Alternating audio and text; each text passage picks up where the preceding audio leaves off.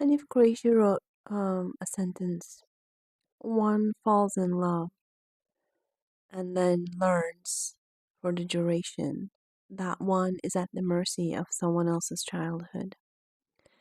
It doesn't explain itself, it doesn't need to. What it names is something most people in long relationships eventually notice. Not at the beginning, when everything is still being presented, but later on, when the presentation has worn through and something older has started showing underneath. You're no longer dealing with the person as they are now. You're dealing with the person as they were made. There's a specific kind of moment this sentence is pointing at.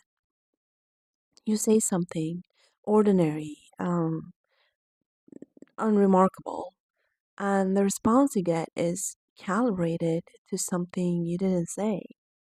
The temperature in the room shifts in a way that doesn't quite match what just happened. You watch someone you know well become, um, even though briefly, someone you don't recognize at all. Not because they've changed, but because something older has come forward. Or the reverse, you notice yourself doing it. You hear the words coming out of your mouth, and some part of you knows they belong to a different situation, a different decade. And you're responding accurately, just not to what's actually in front of you. This is not a flaw in the relationship, it's a structural feature of what relationships are. Everyone arrives in a relationship having already been somewhere, having already learned in a specific house with specific people under specific conditions what closeness and intimacy and security feels like, what conflict means, what silence signals, what it means when someone raises their voice or goes quiet or leaves the room or stays. Those conclusions were not formed consciously. They were formed early through repetition in circumstances where getting it wrong had real consequences. The nervous system learned. And what the nervous system learns, it holds and it keeps repeating. It doesn't update automatically when the circumstances change. It doesn't know without being told, and sometimes not even then, that the house is different now, that the people are different, that the stakes are not what they were, and it's a different scenario. So, when something in the present resembles something from the past, same tone, same energy, same particular silence, the old response fires and fast before thought can catch up.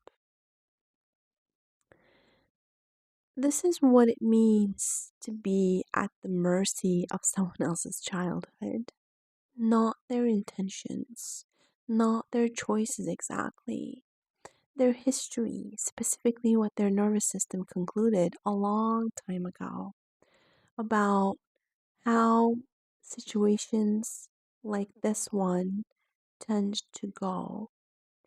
And the same is true of you. You carry your own conclusions, your own learned anticipations, your own reflexes that were calibrated to a room that doesn't even exist anymore. Two people in a relationship are always, in some part, two sets of old conclusions meeting each other.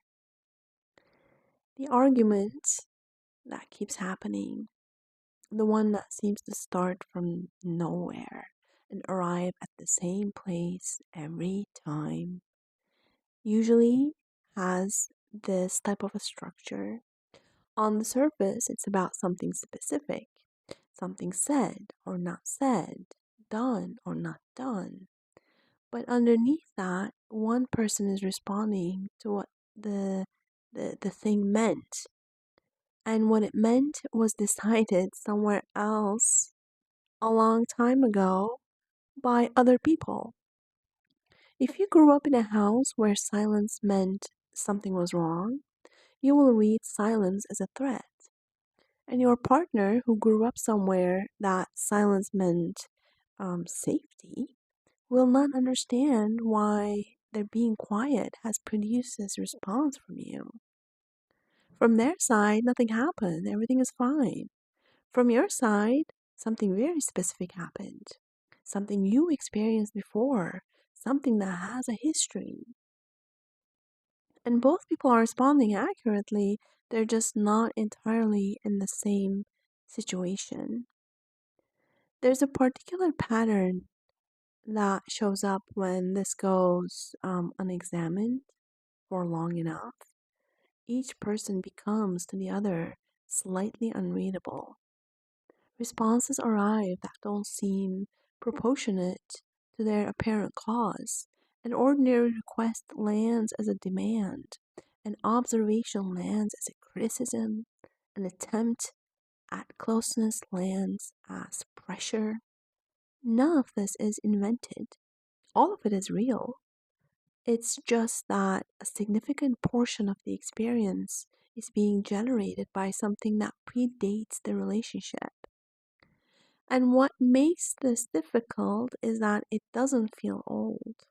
It feels right now, entirely present.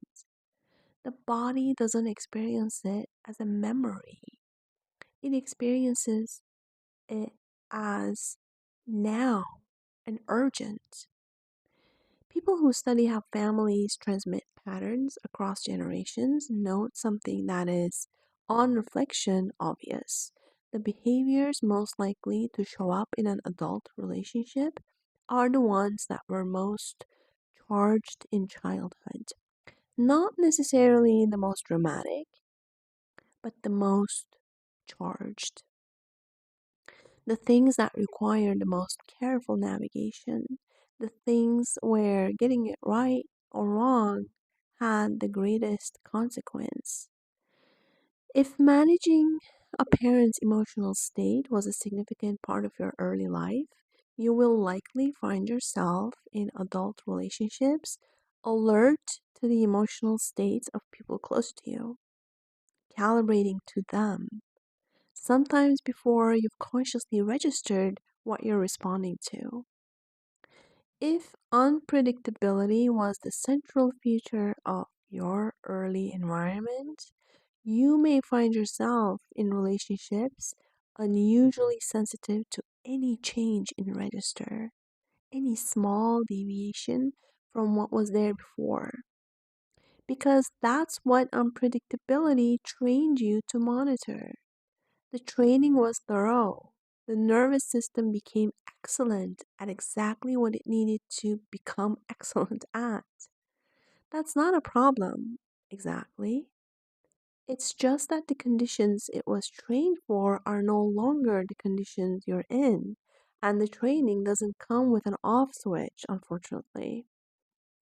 What Qureshi's sentence does with the word mercy is worth um, staying with and paying attention to.